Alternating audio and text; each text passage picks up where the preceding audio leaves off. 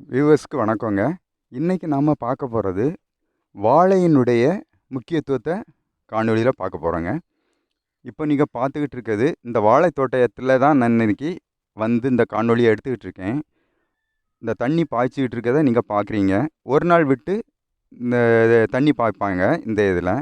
கிட்டத்தட்ட ஒரு 9 மாசத்துல இதனுடைய பயிர வந்து அவங்க எடுத்துக்கொள்வாங்க.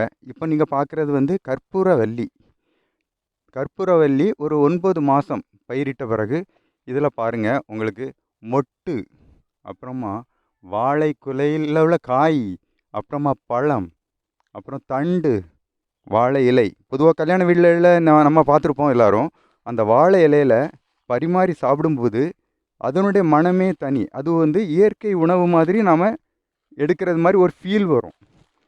உதாரணத்துக்கு பார்த்தீங்கன்னா, ஹாஸ்பிட்டலுக்கு போனால் அந்த கிட்னி ப்ராப்ளம்க்கு கூட அந்த கல் பிரச்சனைகள் கிட்னியில் வரும்போது இதனுடைய தண்டை தான் கறி வச்சு கூட்டு வச்சு சாப்பிட்றதுக்கு டாக்டர்ஸ் சொல்கிறத நாம் கேட்டிருப்போம்.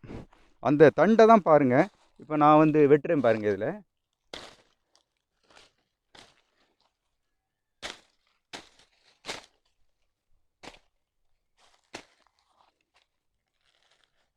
பார்த்தீங்களா, இந்த தண்டை தாங்க. இதை சாப்பிட்டா இது மாரி மருந்து வந்து நாம் வந்து பார்க்குறது வந்து ரொம்ப அரிது உடம்புக்கு. இதெல்லாம் அடிக்கடி நாம் உணவில் அப்படி சேர்த்து எடுத்துக்கொள்ளும்போது நம்ம உடம்பு வந்து எவ்வளவு ஆரோக்கியமாக இருக்கும். அந்த காலத்தில் முன்னோர்கள் அதான் சொல்லியிருக்காங்க, உணவே மருந்து, மருந்தே உணவு அப்படிங்கிறதுல. வாழையில மட்டும்தாங்க, வாழையில மேலிருந்து கீழே வர, அதாவது டாப் டு பாட்டம் எல்லாமே நமக்கு வந்து மிக அரிய பலன் கொடுக்கக்கூடிய ஒன்றா தோணுது. அதாவது இந்த உதாரணத்துக்கு பார்த்தீங்கன்னா செவ்வாழை, அதெல்லாம் கொஞ்சம் டைம் எடுக்கும். 1 வருஷத்துலேருந்து 1.25 வருஷம் வரைக்கும் அப்புறம் தான் பலன் கொடுக்கும். ஆனால் அந்த கற்பூரவல்லி 9 மாதத்தில் உங்களுக்கு பலன் கொடுத்துரும். அதில் உள்ள எல்லாமே நமக்கு வந்து மருத்துவ பயன்கள் உள்ளது.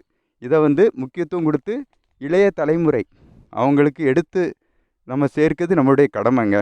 ஒவ்வொருத்தருடைய ஆரோக்கியம் ரொம்ப முக்கியம். நோயற்ற வாழ்வே குறையற்ற செல்வங்க. அதுக்காக இந்த காணொலியை அனைவரும் பயன்படும்படி நான் பண்ணுறதுல எனக்கு மிகுந்த மகிழ்ச்சி. நன்றிங்க.